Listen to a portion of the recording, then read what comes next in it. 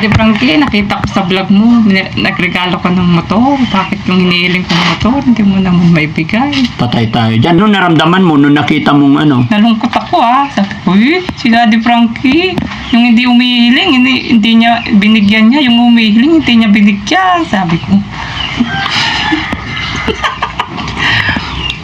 Sakit sa ulo to, guys. Yung pogi-pogi ni Kuya, bango-bango na. Siyempre, alagang safeguard yan. Alaging Daddy Frankie. Yes. Mapera pa. Tawan-tawa si Nanay Ansing. Mapera yung kapatid niya. Di ba? Ang bango-bango daw ni Kuya Oliver ngayon. Amoy pera. Amoy pera. Kita ko sa vlog mo, nagregalo ka ng motor. Bakit yung hinihiling ko ng motor, hindi mo naman maibigay? Patay tayo dyan. Napanood mo? Sino binigyan ko motor? Si Ate Nida yata. Anong Ate Nida? Yung tatlong lalaking anak. Ha? Yung tatlong lalaki ang anak. Ay, hindi Ate Nida yun. Sino ba yun?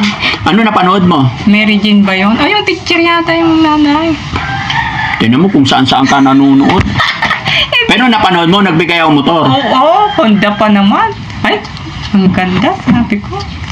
Sana bigyan din tayo pa. Kasi yung motor namin, karag-karag, sira-sira, no. Kaya pala gusto mong pumunta doon bukas. Hindi naman, para makita ko rin yung kapatid ko. Tapos, sabihin mo yung motor. Oo, sana. Para naman yung kabuhayan namin na-apektuhan Daddy Frankie kasi minsan magkano lang natitira sa kita na ng asawa. Huwag ka na bibili, huwag ka na magmotor kay mataas ang gasolina. Hindi nga pang tinda lang naman. Siyempre paano naman kami mabubuhay kung walang magtinda sa amin, yung asawa ko. Napanood mo pala yung Siyempre pag mahal yung gasolina, mamahal din niya yung tinda niya.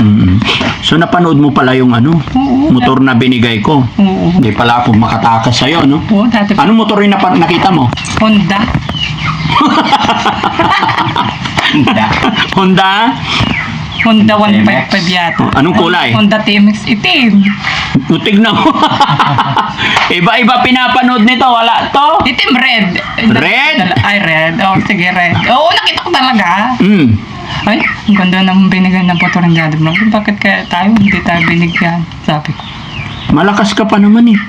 Hindi nga, sa asawa ko. Para magtinda siya. Yung kasi yung lumang wave namin, lumana. Tumatagas pa yung kanya.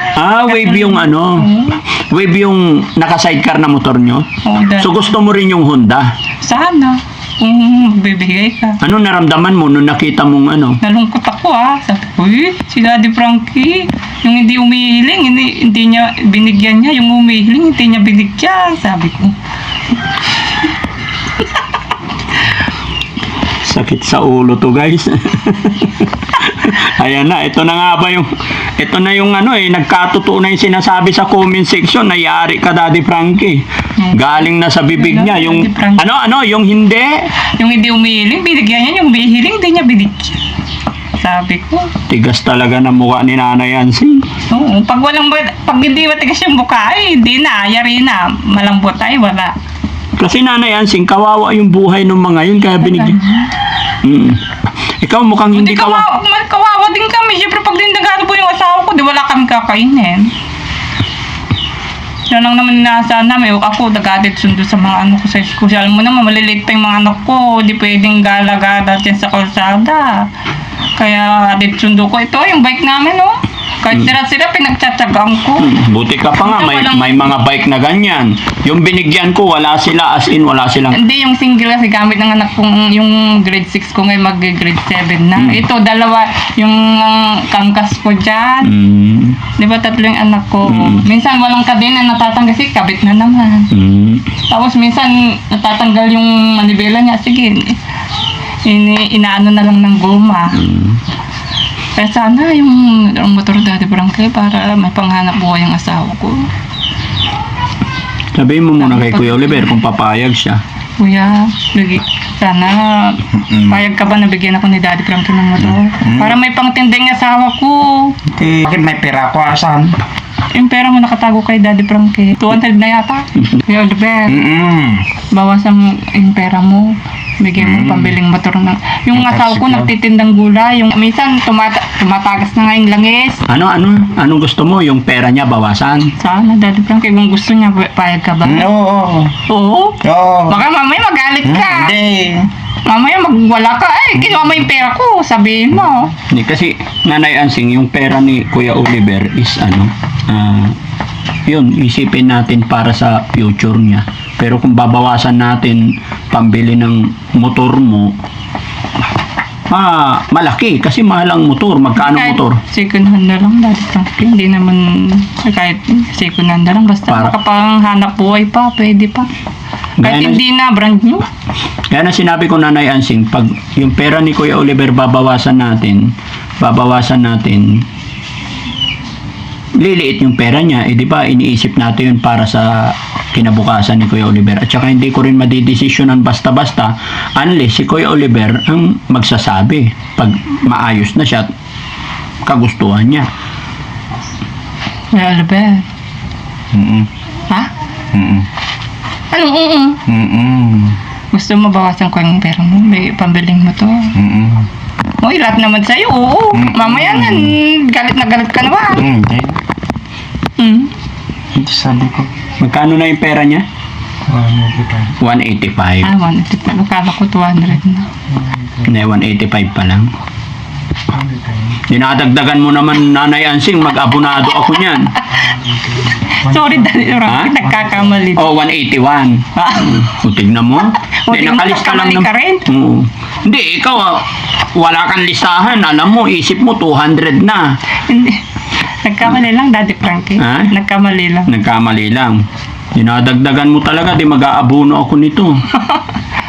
Pero nababantayan mo rin pala yung pera niya, namomonitor mo rin. Nanonood din ako, Daddy. Nanonood ka. Okay. So, ganun lang, Nanay Ansing. Pagdating sa motor kasi, yung binigyan ko kasi, gusto ko mabuhay din yung mga yun kasi walang-wala talaga sila. Eh, kayo meron kahit papano. Meron pa. Kaya, kung gusto mo motor, tanggalin ko yung yero, bili natin ang motor. Ano ba, Daddy Frankie? Nakatatanggalin mo pa. Di makikita naman yung bubong. Oo, di ba? Kaya ano lang muna, tiyagaan muna natin yung motor nyo. Pero malay natin, di ba?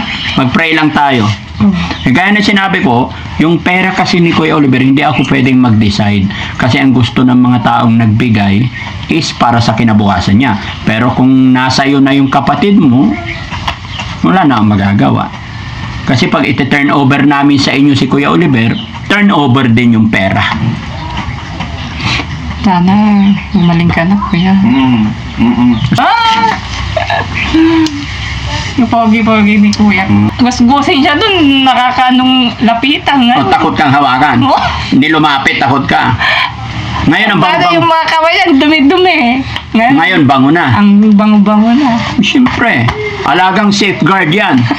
Alaging Daddy Frankie. Yes. Mapera pa. Tawan-tawa si Nanay Ansing.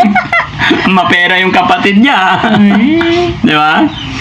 Ang bango-bango daw ni Kuya Oliver ngayon. Amoy pera. Amoy pera. Ano ba, Daddy Frank? Amoy pera siya? Wala?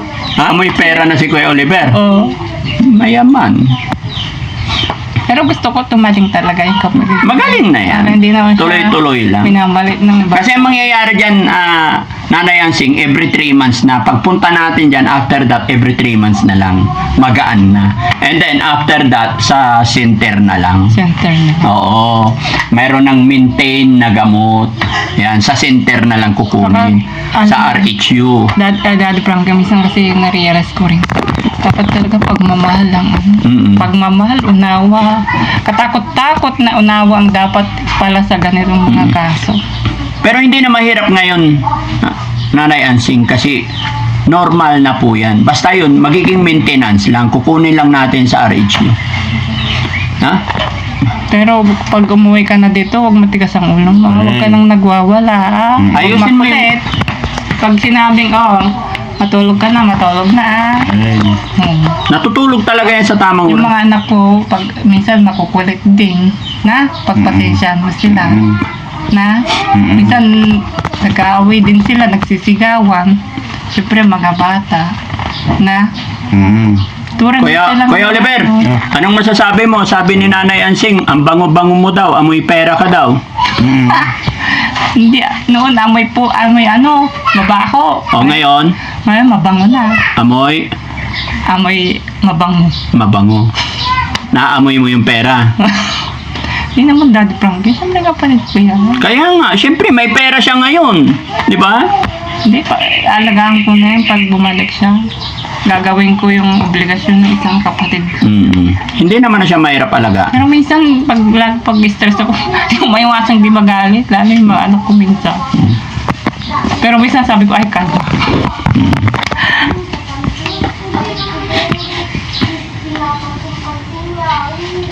Kuya Oliver, magaling ka na, di ba? Opo. Anong plano mo sa buhay ngayon? Papagaling. Magpapagaling. Mag-aasawa ka? Opo yan. Oo. Anong pangalan na asawahin mo? Hindi ko pa alam. Ilan ba asawahin mo? Isa. Isa. Saan mo ititira? Sa bahay ng nanay ko. Ako, Oh, yung lagi sinasabi niya, ito yon, yung bahay nyo. Asan ba bahay ng nanay mo? Nakalimutan. Ito yun. Oh, dito ba ngayon ko? Happy ka ba, Ate Ansing, na nakapaglakad na siya? oo, Dati hindi makaalis yan. Ayaw umalis. noon dati, ika-ika. Ngayon, mabilis na, nagbabasketball na. Dapat pag bumalik siya dito, meron din siyang pag-basketball dito. Ay, gusto mo gagawa ng basketball court dito? Hindi, pagawang ko yung asawa ko. Yan kahit sa silong lang ng sampalo. Parang may libangan siya. Court, kasi mahilig siya mag-basketball.